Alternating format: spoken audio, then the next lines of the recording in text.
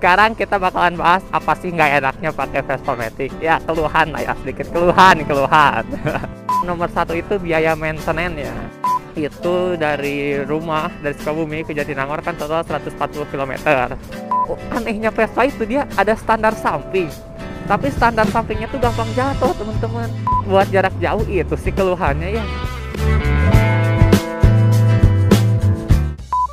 Oke, selamat pagi teman-teman semuanya. Baru jam 9 ya. Oke teman-teman, selamat pagi. Jadi di video ini kita bakal ngelanjutin bahasan dari video sebelumnya. Kalau sebelumnya itu apa sih enaknya pakai Vespa Matic, sekarang kita bakalan bahas apa sih nggak enaknya pakai Vespa Matic. Ya keluhan lah ya, sedikit keluhan. Oke, yang pertama, oke langsung aja kita bahas ke poin utamanya. Oke, yang pertama ini karena ini kan motor Eropa ya teman-teman. Seperti yang teman-teman ketahui, mobil dan motor Eropa atau dagangan Eropa itu teman-teman, yang harus diperhatikan nomor satu itu biaya maintenance ya. Maintenance dari perawatan, dari spare part itu ya bisa dibilang harganya bisa lebih tinggi dari Jepangan kayak begitu. Terus variasi pun tidak sebanyak. Wih, ngeri, mantap. sorry ke distract ke itu. Oke, lanjut mengenai perawatan dan spare part. Kalau dagangan Eropa itu pasti lebih tinggi lah ya buat maintenance sama spare partnya, dan pajak pun pasti lebih tinggi juga teman-teman itu dibanding Jepangan. Ya wajar sih menurutku karena memang pertama motornya sendiri aja kan masih CBU ya dari luar gitu, belum produksi di Indonesia. Kemudian spare partnya pun emang tidak sebanyak Jepangan gitu, variasinya, modifikasinya pun nggak sebanyak dan nggak se-PNP, tidak semudah se-PNP kayak Jepangan lah pokoknya, mobil ataupun motor Jepangan ya begitu. Alasan pertama itu nggak enaknya biaya maintenance dan biaya spare part. Next, alasan yang kedua, wah ngomongin bensin ya bisa disebut lebih boros lah daripada Jepangan ini ya. Kalau misalkan aku bandingin sama motor aku yang Jepangan merek Suzuki, itu bisa dibilang Vespa ini lebih boros daripada motor Jepangan. Oh iya, mungkin pertama didukung karena sasisnya monokok ya, berat, jadi beban mesin tuh bekerja lebih ini juga ya, otomatis bensin ya lebih boros lah ya. Sebagai gambaran, aku ke Jatinangor itu dari rumah, dari Sukabumi ke Jatinangor kan total 140 km. Nah aku isi bensinnya itu Pertamax 50.000 ya, pokoknya 50.000 itu bisa dibilang cukup, dan emang sisa sedikit banget begitu sampai ke Jatinangor. Berbeda halnya ketika aku naik Adres. Aduh, kalau naik Adres tuh ya bisa disebut lebih iritnya lumayan gitu. Kalau buat anak kos ya. Aduh, tapi harusnya kalau misalkan teman-teman udah mau beli barang Eropa mah harus ini dong, harus siap semuanya. Dengan segala itunya ya, dengan segala semuanya kayak bensin, pajak, spare part, biaya maintenance ya begitu. Next, alasan ketiga gak enaknya naik Vespa apa sih? Bukan gak enak, maksudnya gak enaknya Vespa Matic apa sih? Kalau misalkan teman-teman tinggal di daerah, teman-teman harus mastiin dulu nih, ada gak bengkel Vespa maksudnya ada gak bengkel yang bisa nanganin Vespa Matic. Nah, kalau udah ada, sikat aja teman-teman. Pasti dijamin aman kalau misalkan suatu bengkel udah ngeklaim dia bisa servis Vespa Matic dan berani gitu, ya udah aman, berarti teman-teman mau punya barang tersebut. Jadi nggak usah khawatir, nggak harus ke dealer resmi pun nggak masalah gitu ya. Next, alasan yang keempat itu ini teman-teman, kalau misalkan di parkiran nih, teman-teman harus cari parkiran yang rata ya. Aduh, jadi anehnya Vespa itu dia ada standar samping, tapi standar sampingnya tuh gampang jatuh teman-teman, serius. Jadi aku kasih saran ke teman-teman, kalau misalkan mau parkir dan nggak mau standar 2, cari parkiran yang rata, yang nggak turun ataupun nanjak gitulah, jangan yang aneh-aneh. Itu aku masih berani jamin masih aman lah ya, jatuh pun kalau karena kesenggol orang. Nah kalau misalkan parkirannya yang nggak rata gitu, yang naik turun, aduh bahaya banget teman-teman, nggak kesenggol pun bisa jatuh, serius. Karena banyak banget kasus Vespa Matic yang jatuh ya jatuh karena standar 1. Ya jadi harus lebih aware aja kalau parkir. Wih, bagus jeepnya. Apa nih? Oh, sorry. Oke. Next, masalah parkiran.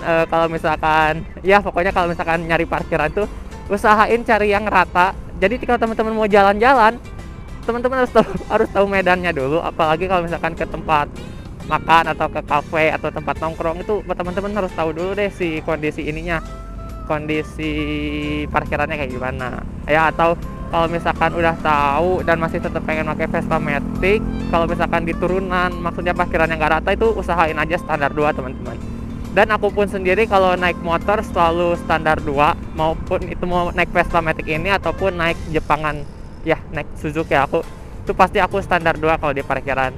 Karena kalau misalkan standar 1 itu lama-kelamaan bisa bikin rangkaunya bengkok teman-teman. Itu jadi alasan aku tuh ya pokoknya lebih aman standar 2 lah. Jadi aku saranin kalau misalkan teman-teman parkir pakai Vespa Matic, wajib, hukumnya wajib standar 2 kalau gak mau terjadi kasus motornya jatuh jadi tepongnya ntar lecet-lecet lah, itu kan sayang banget ya, itu keluar uang lagi. Ya mendingan effort sedikit lah standar 2. Lagian standar 2 kalau buat laki-laki dan perempuan pun yang udah dapat celahnya pasti gampang kok, jadi santai aja. Oke, next, alasan berikutnya, alasan keberapa nih? 5 ya. Ya pokoknya alasan berikutnya teman-teman, terkait dipakai jarak jauh. Oke, kaitan tapi yang sebelumnya, di video sebelumnya, dipakai jarak jauh tuh di motor enak, tapi yang pertama itu pertama bensinnya agak lumayan ya kerasanya. Begitu ya, kalau teman-teman uang jajannya pasti lebih banyak lah, nggak mungkin kerasa kalau ngisi bensin Vespa doang mah.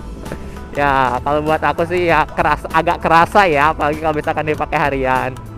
Tapinya yang kedua itu ini teman-teman, karena dia belum radiator, masih kipas. Jadi ketika udah agak jauh nih, anggap aja kalau udah 100 km tuh teman-teman harus agak ngurangin kecepatan deh, jangan terlalu digeber terus. Karena aku pun kalau misalkan jarak jauh gitu nggak selalu ngebut terus, enggak, tapi ada kalanya aku bakalan pelan santai, cuma bawa segini karena biar mesinnya agak adem kayak gitu. Kasihan juga kan, iyalah, apalagi ini dapetinnya susah banget, susah payah dapetin motor ini ya. Oke, tapinya yang berikutnya ini ya teman-teman, shock. Kita seperti yang kita ketahui ya, karena Vespa ini dirancang untuk jalanan Eropa teman-teman. Jadi ya shocknya itu dirancang yang bukan bukan yang empuk-empuk banget gitu.